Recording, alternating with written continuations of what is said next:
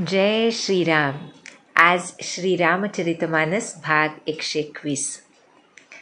रामे चित्तलयः सदा भवतु मे, भो राम मामुद्धर.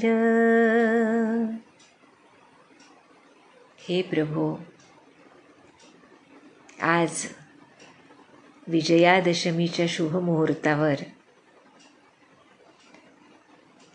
सद्गुरूंनी जे नामसाधन आमच्या अंतःकरणामध्ये रोपित केलेलं आहे ते आमच्याकडून त्यांना जसं अभिप्रेत आहे तसं सांभाळलं जावं आणि त्या योगे सहजीच आमचा चित्तलय तुमच्या चरणी घडो असा आशीर्वाद आम्हाला द्यावा.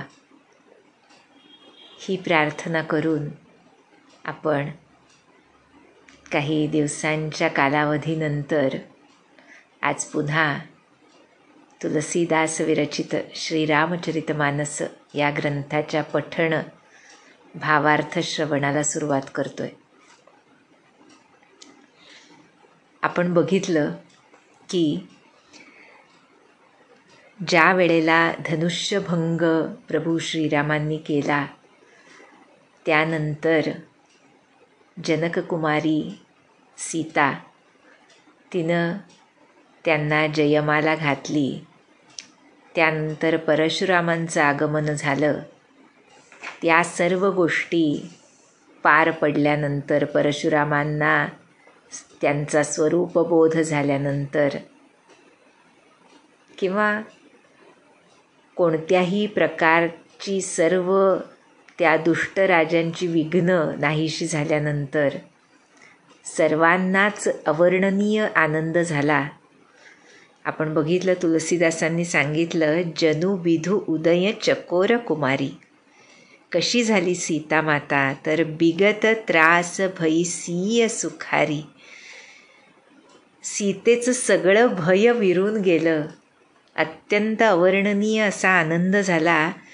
असा आनंद झाला जसा चंद्रोदयामुळे चकोरीला आनंद होतो.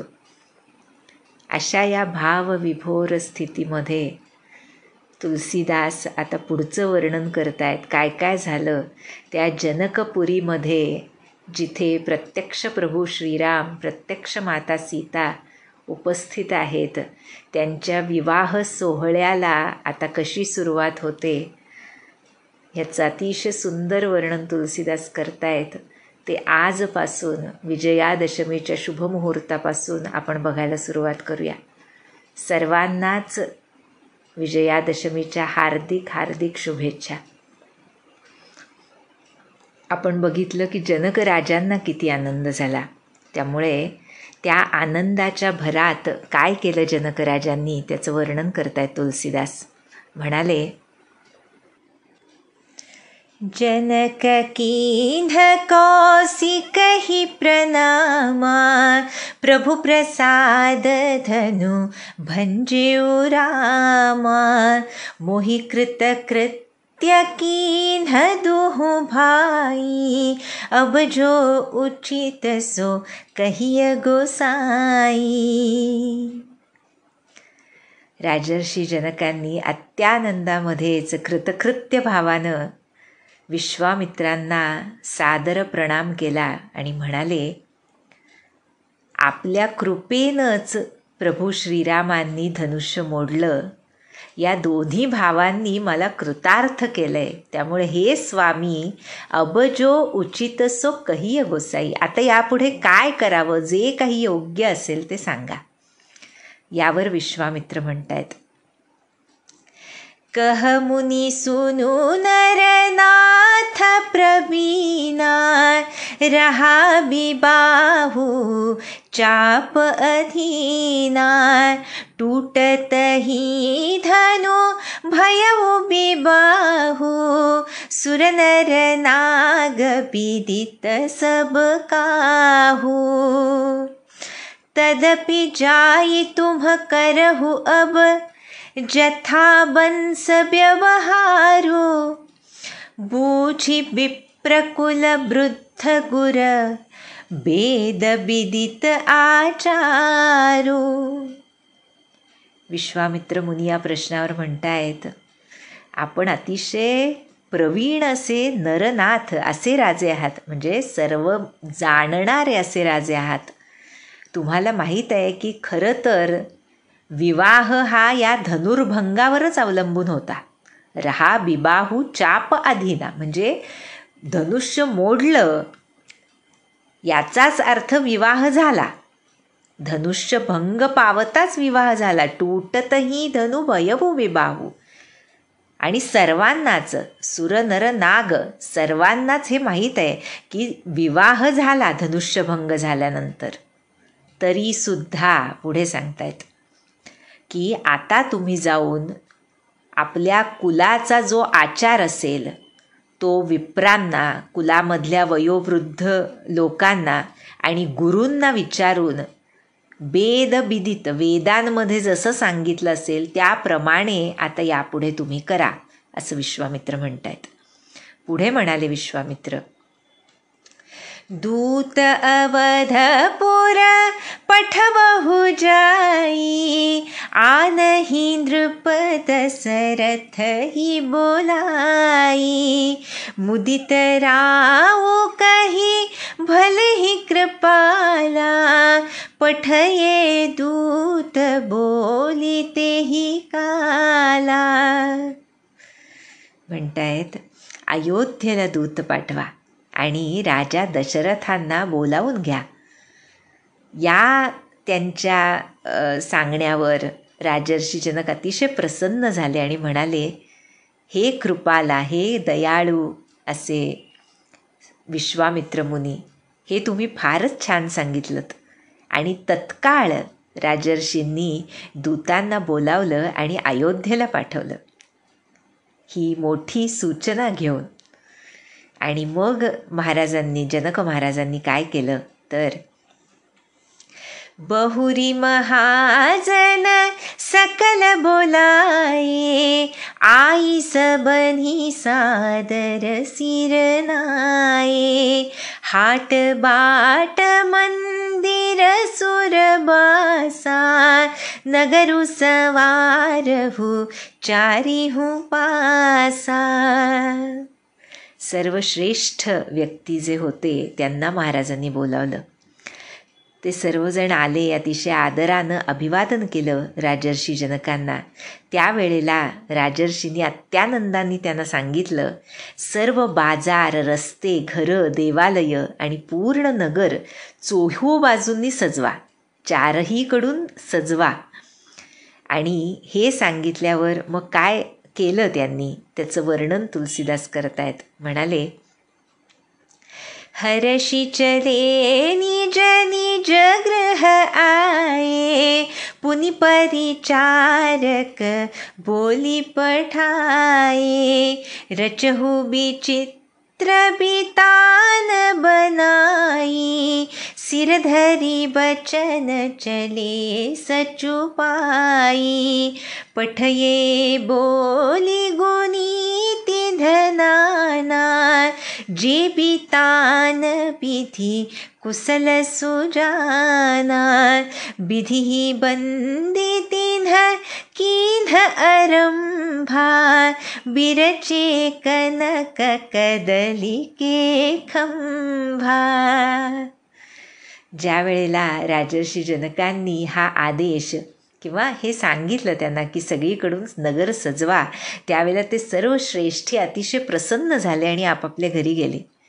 त्यानंतर राजांनी इतर सर्व जे परिचारक तिथले होते त्यांना बोलावलं आणि त्यांना सांगितलं, त्यांना आज्ञा केली की अतिशय सुंदर असा मंडप सजवून तयार करा. हे ऐकूनही त्यांना खूप आनंद झाला. ती आज्ञा शिरधरी वचन, आज्ञा शिरसावंद्य मानून ते निघाले. त्यानंतर अनेक कारागिरांना बोलावणं पाठवलं गेलं. सर्वच ही मंडळी मंडप बनवण्यामध्ये अतिशय पारंगत अशी होती. त्यांनी अगोदर ब्रह्मदेवांना वंदन केलं आणि काम सुरू केलं. आणि सर्वात प्रथम काय केलं तर कनक कदलिके खंभा, सोन्याच्या केळींचे खांब तयार केले मंडप, विवाहवेदी बनवण्यासाठी, बरं का. यानंतर अतिशय सुंदर वर्णन कशी सजावट केली ह्याचं केले तुलसीदासांनी. खरंच म्हणजे आपल्या आराध्याच्या विवाह प्रसंगाला डोळ्यांसमोर साकार होताना बघून तो भक्त आराधक कशा रीतीनं त्याचं वर्णन करू शकतो ह्याचा एक अमोघ नमुना तुलसीदासांनी दिलेला इथे खरोखर. बघूया. म्हणतात, हरित मनिधके पत्रफल, पदुमराग के फूला, रचना देखी विचित्र अति, मनुबिरंची कर भूला. हिरवा पाचू असतो ना, पाचूसारखी पानं, हिरव्यागार पाचूंची पानं बनवली, फळं बनवली, माणकांची फुलं बनवली. अशी सुंदर विलक्षण रचना करायला लागले ते मंडपाची की ब्रह्मदेवाचंही मन भुलून गेलं. पुढे वर्णन करतायत. बेनु हरित मणिमय सब कीन्हे, सरलस परब परही नहीं चीन्हे, कनक कलित अहि बेली बनाई, लखी नहीं परही सपरन सुहाई, तेहि के रची पची बंध बनाए, बिच बिच मुकुता दाम सुहाए, मानिक मरकत कुलिस पिरोजा, चीरी कोरी पची रचे सरोजा, किए भृंग बहुरंग बिहंगा, गुंजही कूजही पवन प्रसंगा, सुर प्रतिमा खंभन गढ़ी काढ़ी, मंगल द्रव्य लिए सब ठाढ़ी, चौके भांति अनेक पुराई, सिंधुर मणिमय सहज सुहाई, सौरभ पल्लव सुभग सुठी, किए नीलमणि कोरी, हेम बौर मरकत घवरी, लसत पाटमय डोरी. काय सुंदर वर्णन केलंय. म्हणतात, हिरव्या पाचूंचेच वेळू म्हणजे सरळ आणि गाठीचे वेळू असतात तसे ते बनवले. हे खरे की पाचूचे ओळखू न यावेत अशी ती रचना होती. सोन्याच्या सुंदर नागवेली बनवल्या. म्हणजेच त्या मंडपाच्या रचनेचं वर्णन करतायत की त्या पानांसह इतक्या सुंदर दिसत होत्या. त्या कशाच्या आहेत लक्षात येत नव्हतं, म्हणजे सोन्याच्या आहेत हे लक्षात येत नव्हतं असं म्हटलंय. त्याच नागवेलींपासून कलाकुसर करून बांधण्यासाठी दोऱ्यासुद्धा त्याच नागवेलींच्या केल्या होत्या, म्हणजेच त्या सोन्याच्या केल्या होत्या. मधून मोत्यांच्या सुंदर झालरी लावल्या होत्या.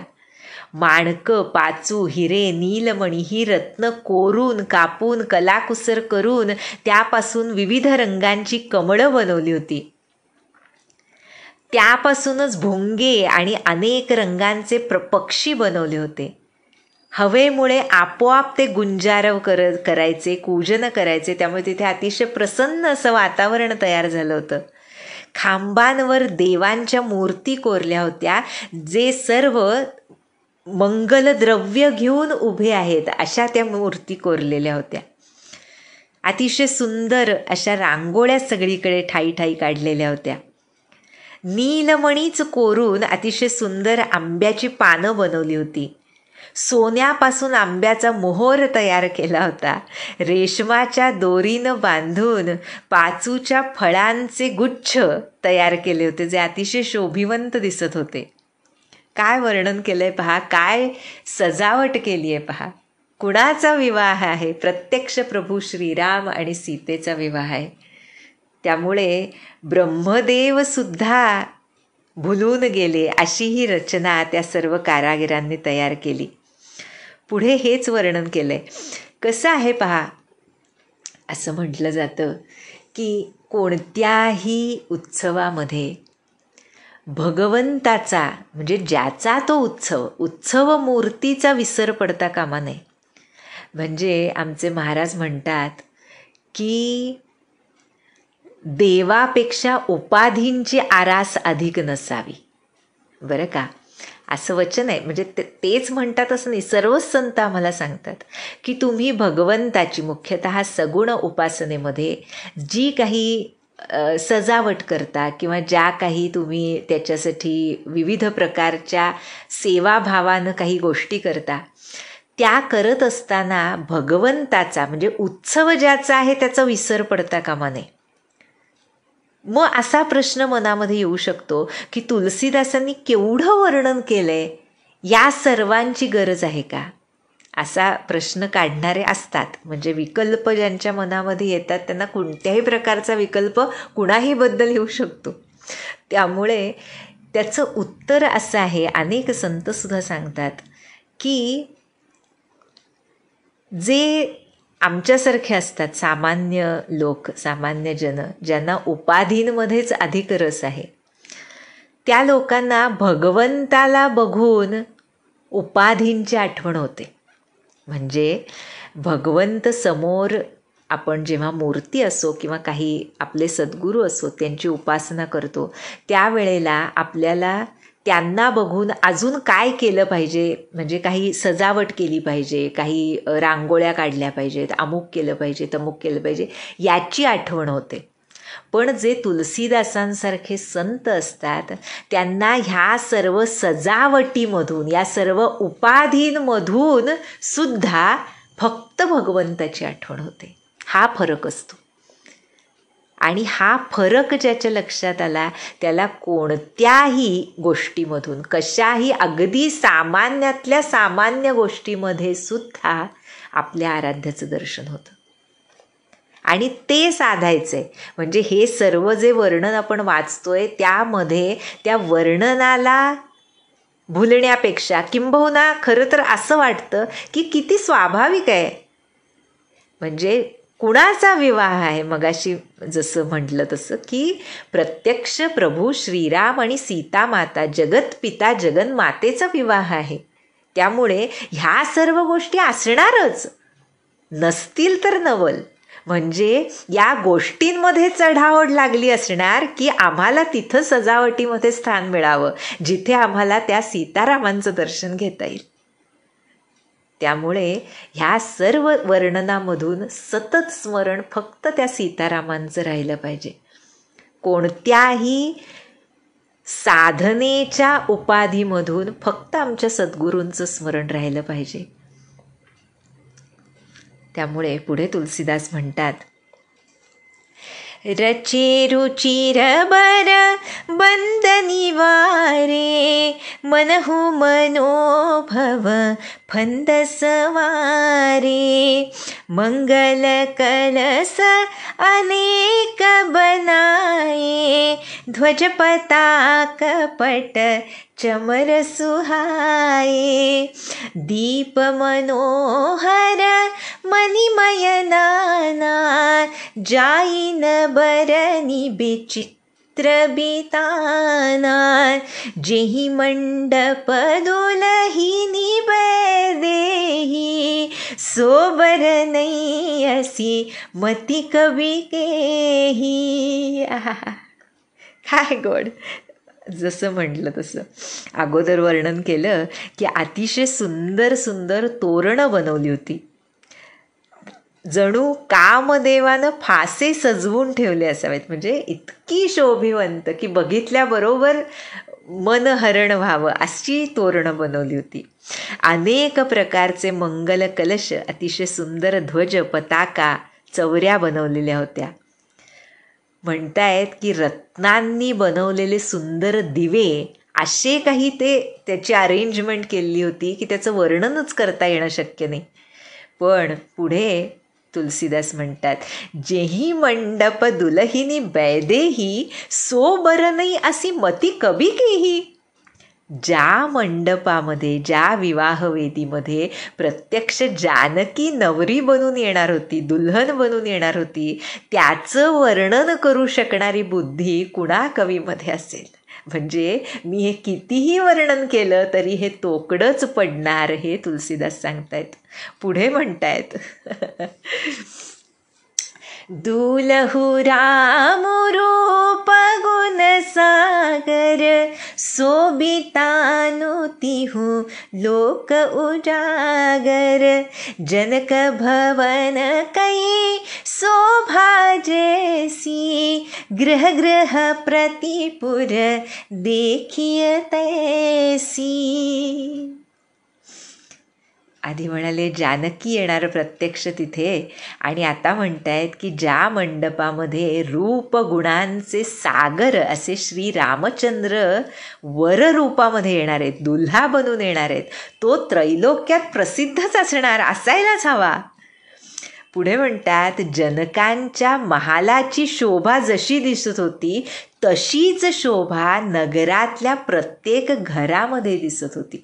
प्रत्येक घर जणू विवाहवेदीप्रमाणे सजलं होतं, कारण त्यांच्या जानकीचा विवाह होता. पुढे म्हणतात, जेही ते रहुती तेही समय निहारी, तेही लघु लागही भुवन दस चारी. जो संपदा नीच ग्रह सोहा, सो बिलो की सुर नायक मोहा. म्हणतायत, त्यावेळी ज्यानं हा मिथिला प्रदेश बघितला त्याला 14ही भवन तुच्छ वाटतील अशी त्याची शोभा दिसत होती. म्हणतायत की जे लोक, म्हणजे ज्यांच्याकडे खूप काही संपत्ती आहे असे नाही आहेत जनकपुरीमधले, ज्या लोकांकडे, अशा लोकांच्या घरामध्ये सुद्धा जी शोभा त्यावेळेला दिसत होती ती बघून इंद्रसुद्धा मोहून जात होता. सो बिलो की सुरनायक मोहा, अशी त्या नगरीची शोभा दिसत होती. आणि स्वाभाविकच आहे म्हणाले. पुढे म्हणतात, बसई नगर जेही लच्छी करी, कपट नारी बरबेशु, तेही पुर कै शोभा कहत, सकुचही ना सारद शेषु.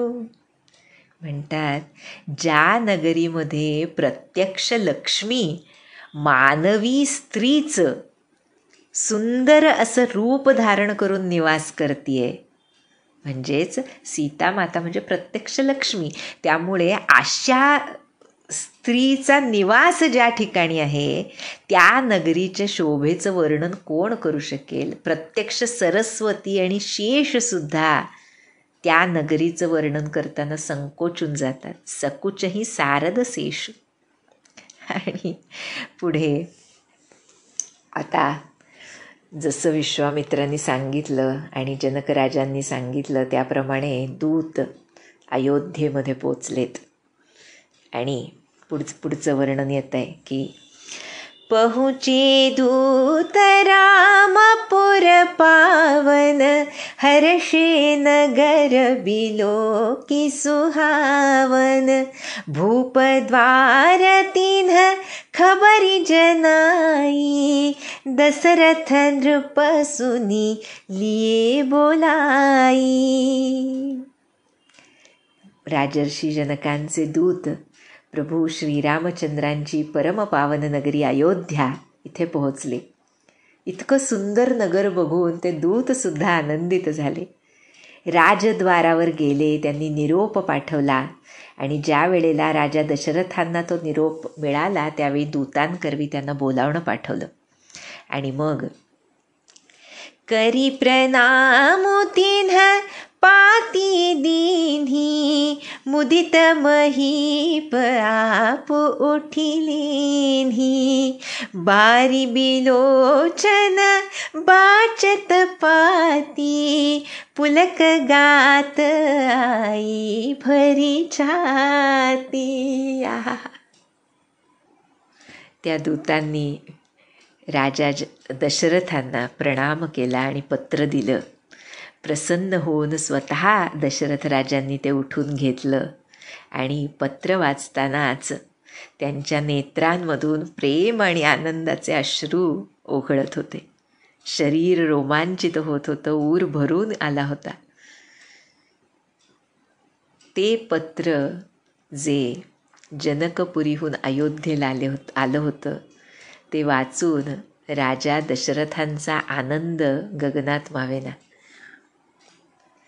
आणि अत्यंत ज्यांचं प्रेम आहे आपल्या रामावर, ते राजा दशरथ कसे हर्षभरित झाले, त्यांनी ती बातमी सर्वांना कशी सांगितली, सर्वांच्या प्रतिक्रिया कशा झाल्या, त्याचं अतिशय सुंदर वर्णन. खरं तर थांबावंसंच वाटत नाही, पण वेळ झाली आहे. त्यामुळे हे जे सुंदर वर्णन तुलसीदास करतायत ते आपण पुढच्या भागात बघूया. जानकी जीवन स्मरण जय जय राम.